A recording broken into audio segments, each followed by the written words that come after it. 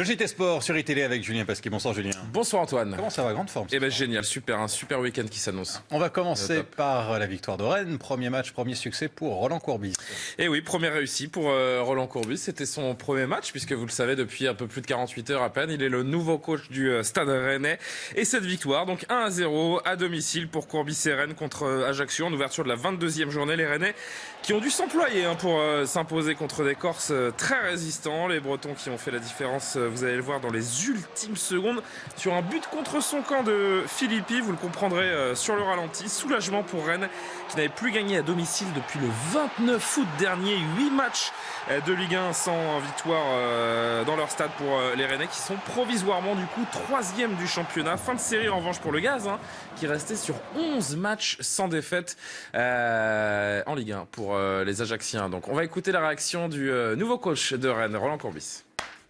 Surpris de gagner à la dernière minute, ça c'est vrai que depuis le début de la saison, avec ce que j'ai pu connaître août-septembre avec Montpellier, c'est vrai que j'ai été surpris, agréablement surpris, mais j'ai eu aussi la confirmation que nous faisons un match correct. On peut penser que sur la physionomie, on mérite quand même de le gagner, mais bon.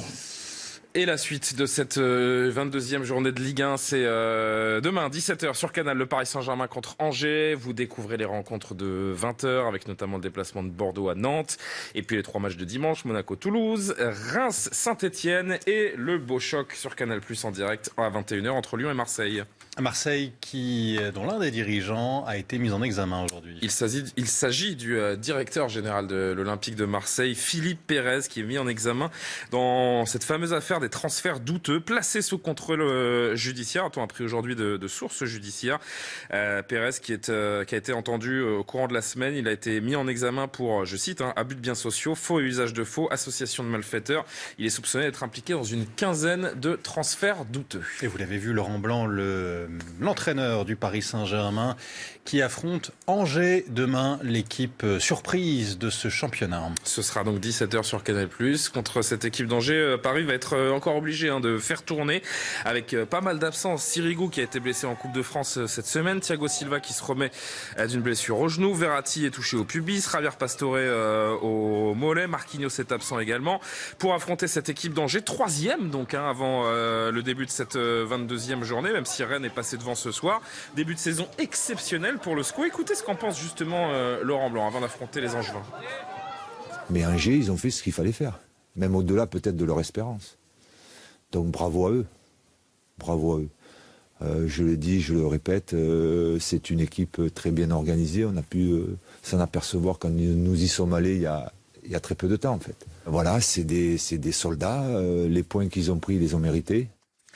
PSG Angers, coup d'envoi demain 17h, le débrief dès le coup de sifflet final sur iTélé avec vous, Julien, notamment la Ligue 2, un match fou à Nancy qui a été battu à domicile. Extraordinaire, équipe de Nîmes, les Crocodiles ont fait tomber les leaders, victoire spectaculaire des Gardois, 19e sur la pelouse de Nancy, donc 4-3 dans cette 22e journée, ils en ont quand même passé 6 les Nîmois à Clermont la semaine dernière. Nîmes qui confirme sa bonne forme du moment, je vous donne les buteurs gardois, Koura, Muratori contre son camp marin. Et regardez ce bijou en fin de rencontre. Il est signé Azouni, côté nancéen. On a vu notamment un doublé d'Adji. Mais c'est bien Nîmes qui s'impose, qui revient à 3 points de Créteil, premier non relégable. Nancy reste leader. Mais attention, Dijon qui joue demain à 14h sur la pelouse de Lens pourrait en cas de victoire reprendre les commandes de ce championnat.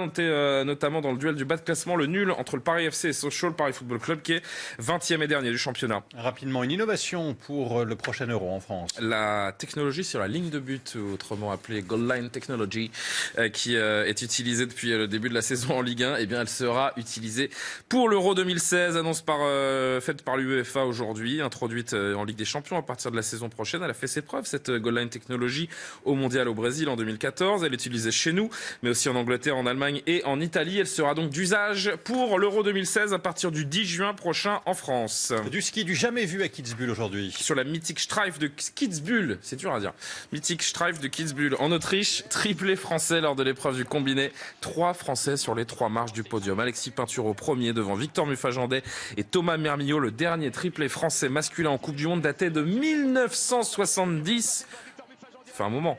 Alexis Pinturo qui a gagné. 46 il était 13e, exact.